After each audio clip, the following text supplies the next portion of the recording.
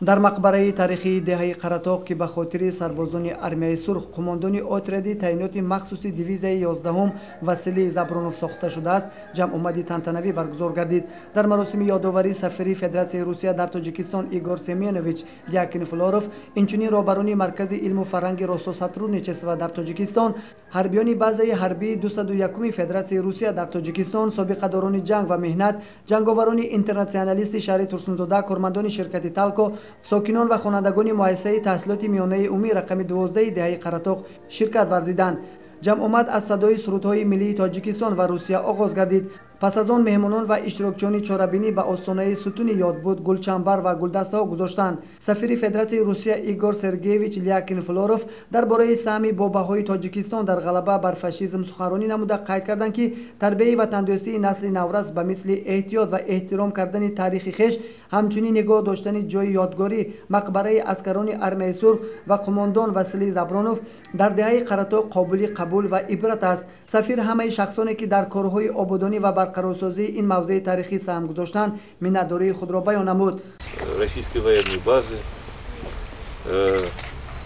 друзья, коллеги, мне очень приятно находиться сегодня здесь, около этого памятника, на этом митинге, посвященном очередной годовщине. Мы собираемся примерно в это время уже не первый раз. И вот за эти 2 года, конечно, памятник преобразился, он стал после серьезных восстановительных работ еще более привлекательным, красивым. И действительно, это была проведена очень большая, хорошая работа. И сегодняшнее наше мероприятие проходит в рамках празднования 72-й годовщины победы советского народа в Великой Отечественной войне и в преддверии векового столетнего юбилея создания Федеральной службы безопасности России.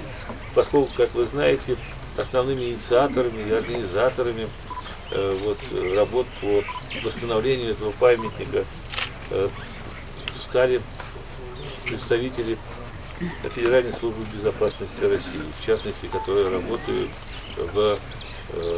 на 201-й российской военной базе. дар маросими ин чорабинӣ мудири осорхонаи тарихшиносии шаҳри Турсунзода Рӯҳулло Ҷорабоев баромад намуд. ӯ дар асоси ҳуҷҷатҳои бойгонии тарихӣ дар бораи воқеаҳои солҳои 20-уми асри гузашта дар деҳаи Қаратоқ, дар бораи қаҳрамонии сарбозони армияи сурх ва қумондони отреди таъиноти махсуси дивизияи 11 Василий Забронов сухан намуд. дар ин ҷамъомад раиси ҷамъияти ҷанговарони интернационалисти шаҳри Турсунзода Ҷорабой Холов ба ҳарбиёни базаи ҳарбии 201 Федератсияи Русия медалҳои тарихӣ, ҳамчунин бо ифтихорномаҳои сафорати Федератсияи Русия дар Ҷумҳурии Тоҷикистон, ташаббускорони деҳаи Қаратоқ, кормандони ширкати Талко ва шахсоне ки дар корҳои ободонӣ ва барқарорсозии мақбараи тарихӣ саҳм гузоштанд, сарфароз гардонида шуданд.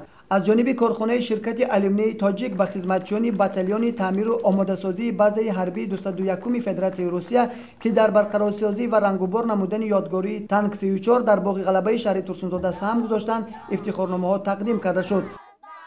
дар мақбараи полковник Забронов вохӯрӣ ва гулгузорӣ аз тарафи кормандони консулгарии Федератсияи Русия дар Ҷумҳурии Тоҷикистон ва командони қуввои 201 дивизии шуда гузашт ки ин маърака бо роҳбарӣ ва бо дастгирии раиси шаҳри Турсунзода Сиҷоиддин Саломзода ва роҳбарияти корхонаи Талкои шаҳри Турсунзода бо як шукӯҳи шоми хурсандӣ гузашт. дар ин мақбараи Забронов талабагони хурсоли мактаби рақами 12-ро 8 нафарро ба созмони талабагӣ қабул карданд. дар хотима меҳмонон ва иштирокчиёни чорабинӣ аз муассисаи таҳсилоти миёнаи умумии рақами 12 деҳаи Қаратоқ дидан карданд.